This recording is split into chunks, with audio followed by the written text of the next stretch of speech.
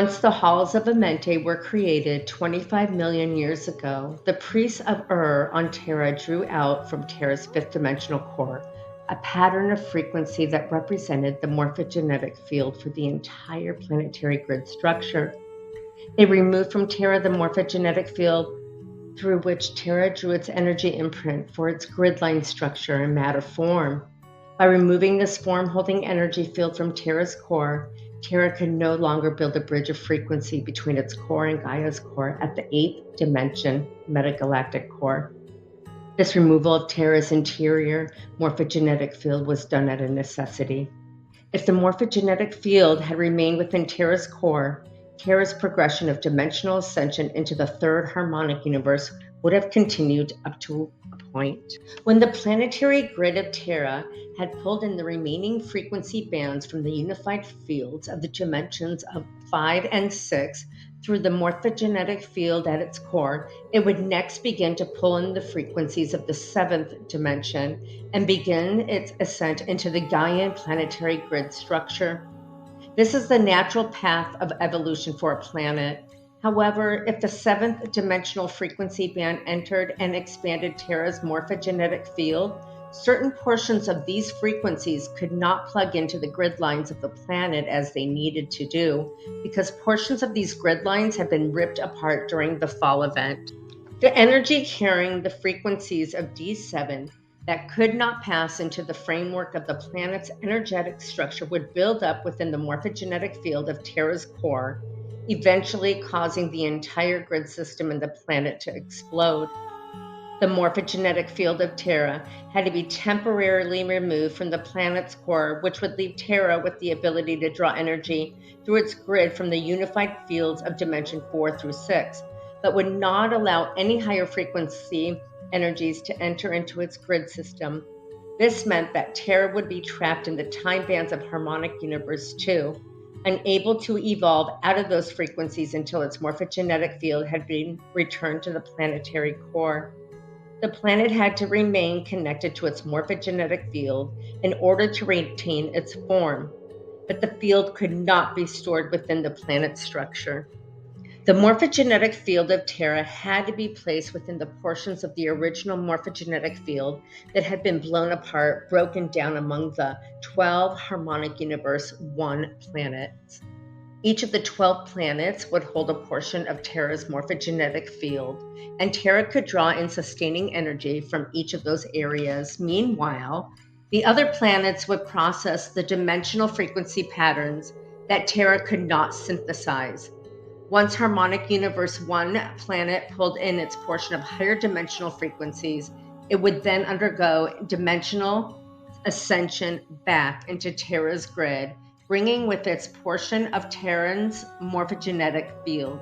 Terra could not ascend to harmonic universe 3 and become Gaia until each of its harmonic universe 1 planets completed the manifestation of their portion of the morphogenetic field and ascended back into the Terran grid. And this time when this will occur is many millions of years into the future. But each planet in our solar system has its part to play in this program. Each planet received its portion of the Terran morphogenetic field. Earth received its portion 25 million years ago, when the Halls of Amenti were constructed. The 5 cloister races of Sphere of Amenti retrieved their frequency pattern 25 million years ago. This pattern of energy morphogenetic field had the appearance of a standing wave pattern, composed of 4th and 5th dimensional frequencies, and thus appearing as blue in color. Visually, the standing wave pattern looks like an electric blue flame with a pale shade of green, several inches in height. The blue flame, which constitutes Earth's portion of Terra's morphogenetic field, was brought into the Sphere of Amenti by 5 cloistered races and the priesthood of and Mu. The 5th dimensional frequency patterns held in the blue flame allowed for the Halls of Amenti to open so the seeding and evolution of the 5 remaining root races could begin on Earth. The flame was stored within the Sphere of Amenti, and as long as it was there, the portals between Earth and dimensional time periods and Terra remained open.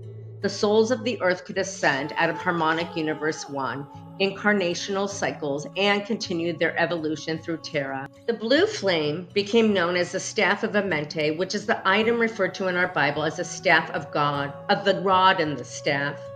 The rod represents a standing wave pattern within Earth's core in dimension 2, which is orange gold in color and composed of the frequency patterns of dimensions 1, 2, and 3. The blue flame staff of Amenti was composed of frequency patterns of dimensions 4, 5, and 6, and allowed Terra's morphogenetic field to link the double flame at Gaia's core, the violet and pale gold flames that would allow Gaia to link with the white gold flame of the metagalactic core. And when we speak of the colored flames, we are referring to multiple bands of frequency of which morphogenetic fields are composed. Colors represent spectra of light, and light represents the manifestation of patterns of dimensionalized electrotonal frequency. Through linking the frequency bands of dimensions 1 through 7 within the morphogenetic field, a planet or a person can ascend, evolve out of the matter-based systems, and into pure sentient consciousness. This is the evolutionary process. So the blue flame staff of Amenti, stored within the time warp morphogenetic field of the sphere of Amenti, represents the key to the evolution of Earth and the human lineage, and one of the keys to the evolution of the planets in our solar system, Terra and Gaia. The staff of Amenti is the gateway into Terra's morphogenetic field. Whether the staff is held within Terra's core or within the sphere of Amenti's at Earth's core, it represents a gateway to which the Halls of Amenti lead. One can pass into the Halls of Amenti, but must pass through the blue flame in order to transmute, form, and appear on Terra.